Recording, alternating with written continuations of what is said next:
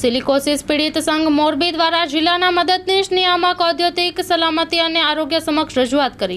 Factory act કાયદાનું યોગ્ય પાલન થાય તો સિલિકોસિસ રોકી શકાયો હોત।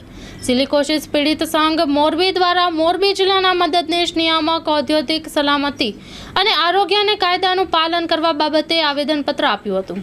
મોરબીમાં હાલ 55થી વધુ સિલિકોસિસના દર્દીઓ છે, પરંતુ કોઈ પાસે કારખાનામાં કામ કર્યો હોય એવો કોઈ પુરાવો નથી। આને કારણે વળતર દાવો કરી શકતા નથી। તો આના માટે જવાબદાર કોણ?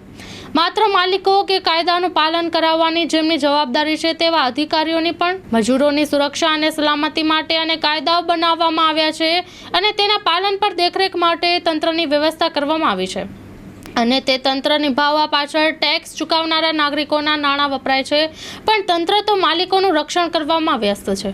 મજૂરોની સુરક્ષા અને સલામતી માટે જો કાયદા હોત અને તેનું યોગ્ય પાલન થયું હોત તો 55 દર્દી પૈકી એક પણ પાસે કેમ કોઈ કારખાના દ્વારા આપેલ આઈડી કાર્ડ નથી? કેમ સામાજિક સુરક્ષાના કાયદા હેઠળ મળવાપાત્ર લાભ મજૂરોને મળતા નથી? સિલિકોસિસ પીડિત સંઘ મોરબીના પ્રમુખે ઉગ્ર શબ્દોમાં પોતાની વેદના રજૂ કરતા અધિકારીને જણાવ્યું કે અમે તમને ચાકુ આપીએ, તમે અમને મારી નાખો, પણ મહેરબાની કરીને અમને સિલિકોસિસના ખપ્પરમાં ન હોમો। હાલ ઘરના મુખ્ય કમાવનાર વ્યક્તિ સિલિકોસિસના ભોગ બનતા પરિવાર પોતાનું ગુજરાન ચલાવી શકતું ન હોય તો હવે તમે અમને ન્યાય આપી શકો નહીં, તો અમે તમને ચાકુ આપીએ, તમે અમને મારી નાખો।